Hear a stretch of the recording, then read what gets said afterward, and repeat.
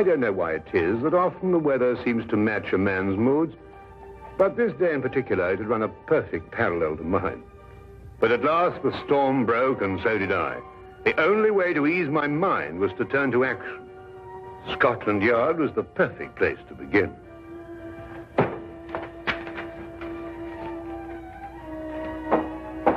Inspector Lestrade, Wilkins, I must see him right away. I'm very sorry, Doctor. Inspector Lestrade's very busy. Will you tell him I'm here? I must see him. I'm very sorry, Doctor, but when Inspector Lestrade's in conference... Oh! You know, Dr. Watson. Ah, Dr. Watson, I'm very pleased to see you. Just having a cup of tea. Lestrade, something's happened to Holmes. He's disappeared. He's vanished. I haven't seen him for 2 days. Well, calm yourself, Dr. Watson. Calm yourself. Tell you he's disappeared. He may have been kidnapped, for all I know. Oh, kidnapped, eh? Or worse. Now, look here, Dr. Watson. Just because you haven't seen him for a couple of days doesn't necessarily mean to say that he's been No, kidnapped. quite. Well, if you want any proof, you can have it. There's no time. Dr. Watson. It is positively infuriating to know that something is wrong and to find a man whom you can't convince.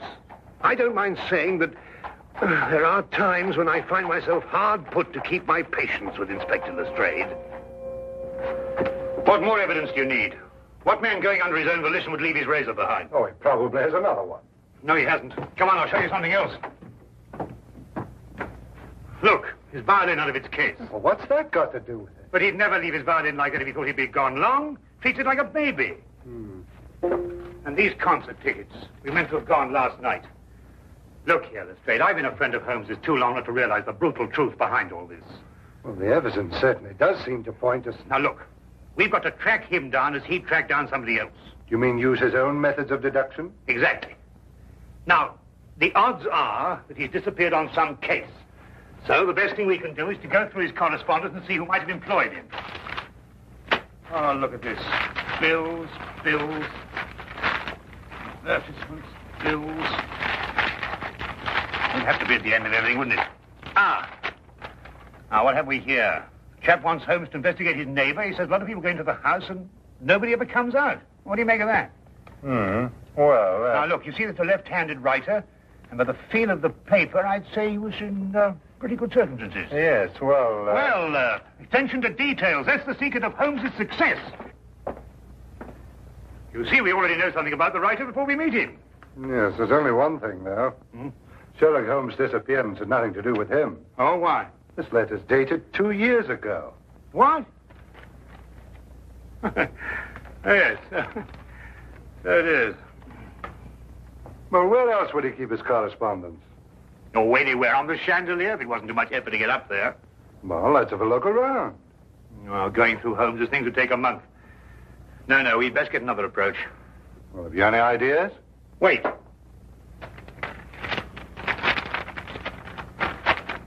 Dear sir, please call upon the undersigned at the earliest convenience on a matter of extreme urgency. Signed, John Smithson, Ye Quaint Old Curiosity Shop, 7 Bachelor Lane. It's dated 3 days ago. You know, this might be it. You're right. It is. Come on, Lestrade. Holmes' life may depend on our speed.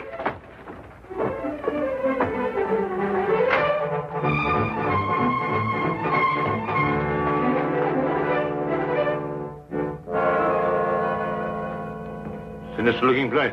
Well, it looks just like any other old curiosity shop to me. You think so?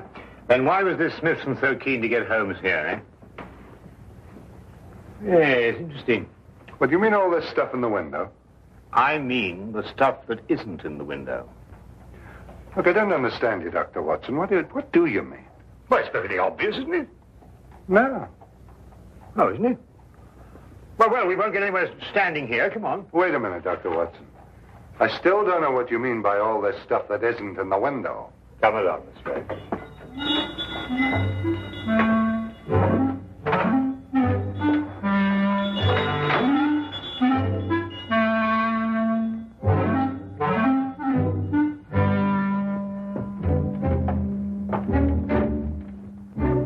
Good afternoon, gentlemen. Good afternoon. You, I presume, are the proprietor, John Smithson. Yes, that is correct, sir. That is correct. Well, I'm Dr. Watson, and this is Inspector Lestrade. We've come to inquire about Sherlock Holmes. Sherlock Holmes? Yes, a tall fellow, thin. Wears a deer-stalking cap. I'm afraid I've never met the gentleman, no. But you wrote him a letter saying you wished to see him on a matter of extreme urgency. You must be mistaken, sir. Well, take a look at this letter.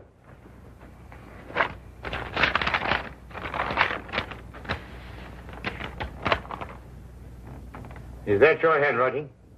Oh, it isn't anything like my handwriting. Here, I'll show you what my handwriting is like.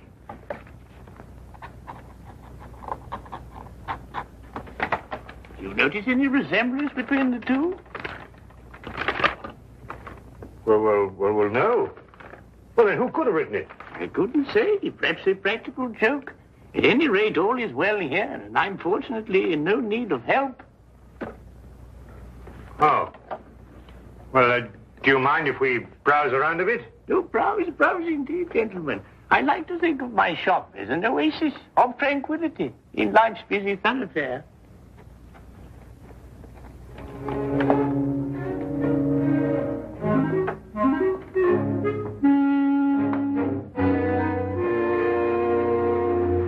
What are you doing? I'm looking for evidence that Holmes was here. You heard what he said. Yes, I don't believe a word of that. Something about him. I don't trust him. It's as if I'd seen him before somewhere. Well, that's not very scientific. No, perhaps not. But I'd like to have a look round anyway.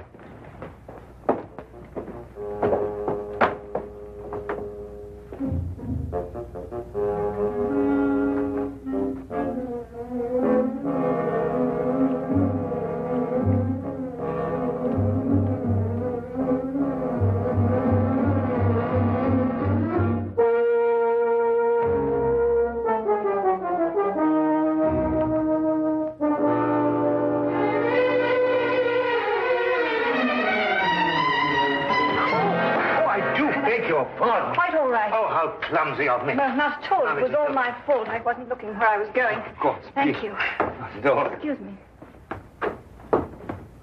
Oh, charming. Charming. Yes, all right, to business.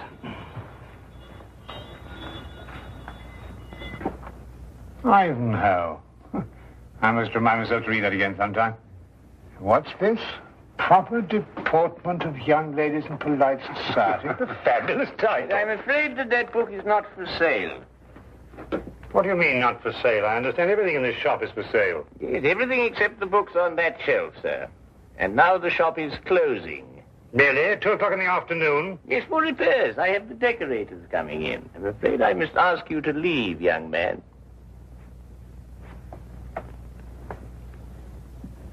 Cunning old rascal. Do you see how he tried to get rid of us, Lestrade? Well, perhaps he has got some repairs to be done. Ah, nonsense.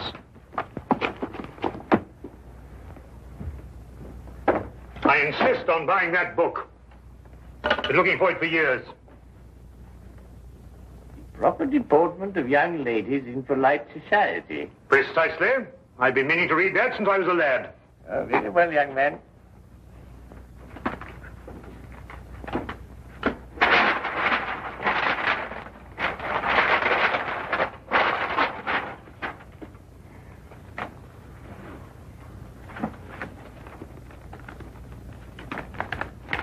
One shilling, please. Thank you. Thank you. Go on, Lestrade.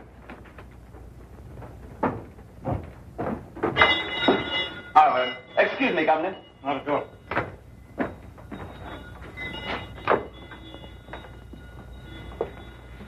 There's something about that Smithson I don't like.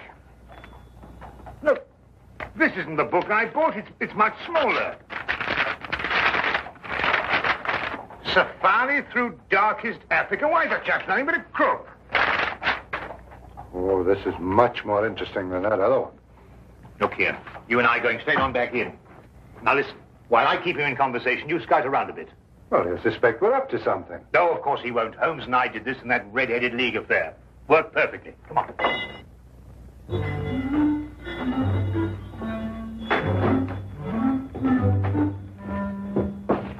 You've sold me the wrong book. My dear sir, Deliberately, if you ask me. Did I assure you, Safari through This is the book I wanted. No, that's not for sale. It happens to be a first edition, of which there are only 3 copies in existence. Proper deportment of young ladies in polite society. Now, that's the book I bought, and that's the book I... Dr. Watson. Holmes's clothes. I found them in an old pilot's chest. Oh, good Lord.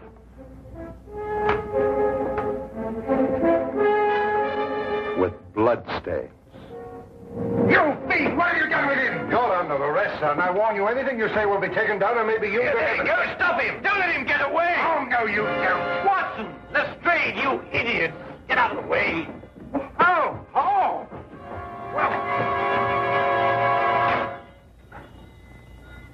Gone with the message. Who's gone with what message? An escaped convict with the message that woman left for him in the book. And it won't be easy to find him now that you two gentlemen have completely ruined my beautifully laid little trap. Naturally, I left my razor at home. I hardly needed it here, did I? The bloodstains, Holmes. Red ink, Lestrade. I've been helping old Smithson make up his ledgers. And this escaped convict, who is he? John Carson. I expect you've had a report on him. Carson? Why, he got a life sentence for killing a man with a cleaver. That's him. He was using this shop as a message center, planting and picking up messages here from that book that you were so intent on buying. Oh, yeah. Proper deportment for young ladies in polite society. Smithson recognized him when he first came in. It seems that Carson was once employed here, but the old gentleman was afraid to go to the police. Why? Because Carson threatened to kill him if he did, so he sent for me instead. Hence my little disguise. You were waiting to nab Carson when he came in here for a message. Exactly. Oh, and we ruined it all. Oh, that's all right, Watson. The best laid plans of mice and men, you know. However, if we can trace the girl, then That'll be as hard as tracing Carson himself. Oh, I don't think it'd be all that difficult. It seems the good doctor has something up his sleeve. Only the name and address where the girl works. Well, how the deuce do you know that? Well, when I knocked her handbag out of her hand, I found a piece of paper, and on it was her hours of work and salary due to her. With the letterhead of the shop on the paper? Well done, Watson. Oh, nothing really. Pierre's Dress Shop, 17 Cottington Street. You know, I'd say that girl had the look of a mannequin about her. Don't you agree? Well, you know, Watson, I'm almost afraid not to.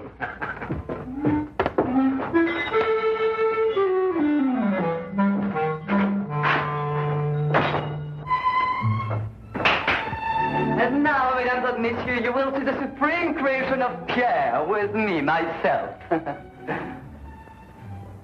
Your niece, monsieur. She will find this ensemble irresistible. You did say your niece, n'est-ce pas? Yeah. Returning for the holidays from school in Switzerland, sir. Yeah. Oh, it's exquisite, no? Such symmetry, such subtle lines.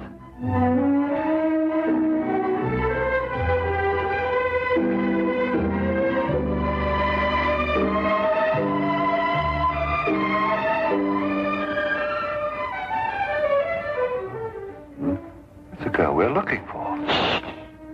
Observe how it hints, but how with such discretion. Oh, la jeunesse, la youth. I say it's a bit daring, isn't it? But it's daring age, monsieur. Elle knows the 20th century.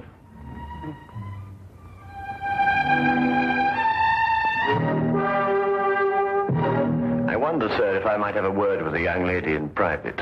But... Officially, Monsieur, I'm Inspector Lestrade of Scotland Yard.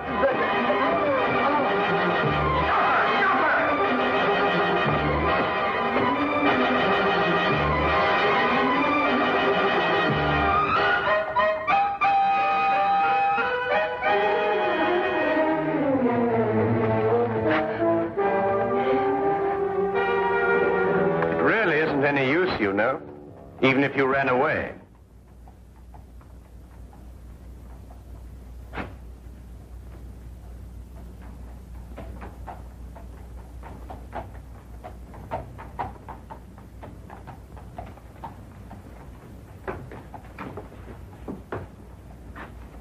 But I do not understand. Never before has one of my girl acted so.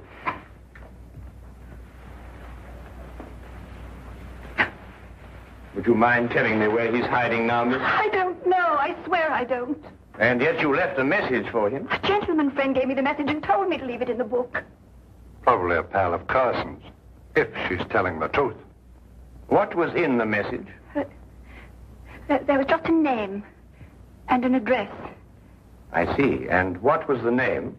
Jeremiah Westlake. But I forget the address. Jeremiah Westlake. There was once a judge called Jeremiah Westlake. He retired several years ago. Yes, and I think we'll discover that Jeremiah Westlake was the judge who gave Carson his life sentence. And now Carson is looking for him. And now Carson is looking for him.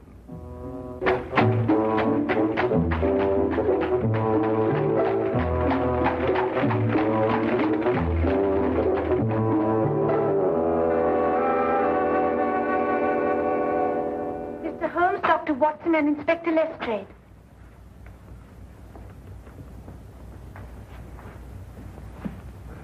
Who's she talking to? Well, what do you want? Court now in session. State your case. Speak up, Mr. Holmes. Or has the cat got your tongue? Judge Westlake, I presume? Former Judge Westlake? Did Sherlock Holmes ever hear of him, Mirabelle? No. You're confusing him with the other Sherlock Holmes, the famous pastry chef. Oh, I never eat pastry. Disagrees with me. Of course, there's still another Sherlock Holmes, the third one, the famous detective. Oh, that one. Well, young man, say your piece. Court adjourns in exactly 1 minute. 10 years ago, you sentenced a man called John Carson to a term of life imprisonment for murder. Carson? Good night, Mirabelle. That'd be the Butcher Cleaver case. Murdered a man with it. Oh, yes. Unpleasant chap, Carson, if I remember correctly. Well, Mr. Holmes? When you sentenced him, he swore to kill you. Did he? Well, what of it? They all do. Routine. But he's just escaped from prison and has learned your address. Nonsense. Bluff. Sheer bluff. Eh, Mirabelle? They all bluff, young man.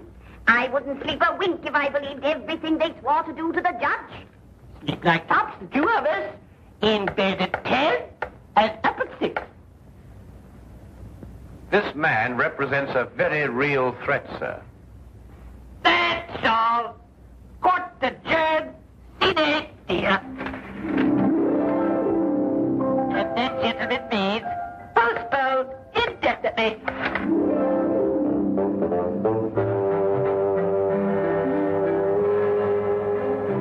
Do forgive us our little whimsy, gentlemen. How you know? They're our children, really. We have no others, you see. It's a delightful hobby, Mrs. Westlake. About this man Carson, sir. With your permission, I'd like to place a guard in the house. Until we apprehend him, of course. Oh, dear me, no. Chanting heaven knows what all over the place. I wouldn't hear of it, Inspector. We appreciate it, though. Speaking as a medical man, sir, knowing this murderer's mentality, I must advise you to... Sorry, Doctor, but we can't give in to idle threats. Why, we wouldn't have any law if we did. Won't you gentlemen join us for tea? Thank you, Mrs. Westlake, but perhaps another time. No, you mustn't take these things so seriously. Good day, Mrs. Westlake, and thank you. Good day, Mr. Holmes. Do come again sometime. You must see our Punch and Judy. With pleasure. All the same, sir, I'm going to station my man outside the house. Well, all right, but tell them not to step on my petunias.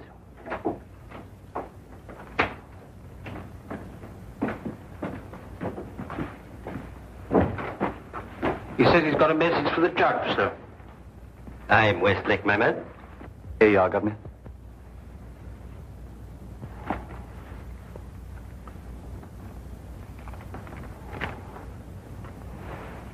Dear Judge, I'm one of your old court attendants. I'm on me deathbed, and I've got to make out me will for me little granddaughter. Will you come and help me and oblige?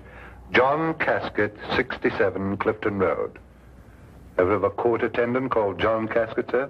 Well, it's hard to say. I've had so many court attendants. Who gave you this note? Bloke on the street, sir. But he said to tell the judge he was in bed dying. What do you look like? How about bizarre, sir? Thin face? Seedy looking, if you know what I mean. That's Carson, all right. What's she pay you? A couple of bob, sir.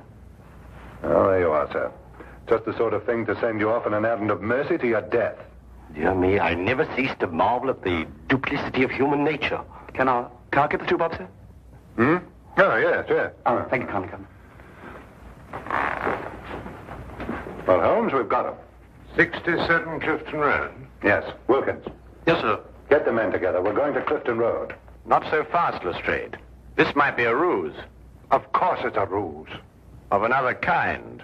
To get you to abandon the police cordon around the house. Oh, I see what you mean. Oh, well, if that's his idea, he's in for a surprise. I'm going to keep the cordon here. Good idea, Lestrade. Now, don't you worry, sir. Why, not the least bit alarmed, sir. I'm going to have my tea.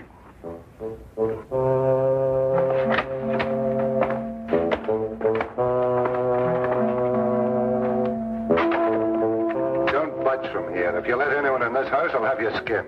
Yes, sir. Come on.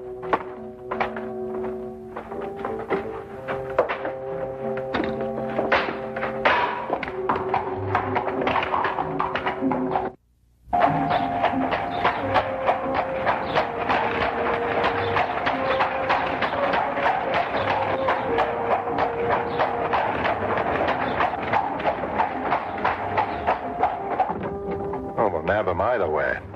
At Clifton Road or when he tries to break into the judge's house. Lestrade, who did that messenger describe? Carson, of course. And who else? You mean who else? Himself. He described himself, Lestrade. Cabby, turn around and go back to the house at once. As fast as you can. At last, I understood the cause for Holmes' concern. We had gone off and left the killer with the very man he'd sworn to kill. John Carson wasn't the kind of man to miss an opportunity like this. He was there, and we were not. There was nothing left for us to do but hope. And every passing second was against us.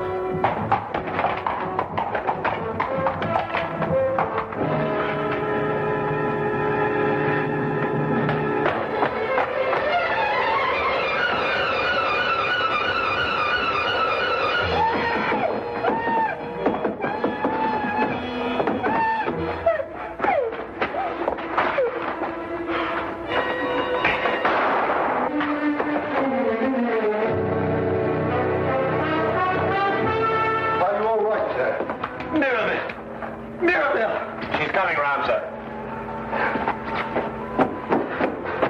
The maid's all right. Mrs. Westlake. No, not too serious. Only suffering from shock. It's all right, dear. It's all over now. Jeremiah, are you all right? Yes, dear. Oh, that terrible man. Oh, dear. Our poor children. I don't think they're damaged, dear. Sometimes I forget they're not real.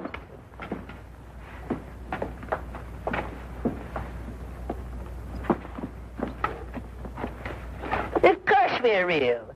We're as real as any children. You were right about John Carson, Mr. Holmes. You were very right. How you rue my life. Not at all, sir. Not at all. Yes, but I must do something to repay you. I'll teach you to be a puppeteer. A puppeteer? Yes, you'll love it. Greatest relaxation in the world. Teaches you to forget men like John Carson. Now, here. You hold the thing like this. Mm-hmm. And with this string, you will move a hand. And with this, you move the feet. You pitch your voice up a little. Thank you, Mr. Holmes. Pretty good thinking. Not bad, anyway.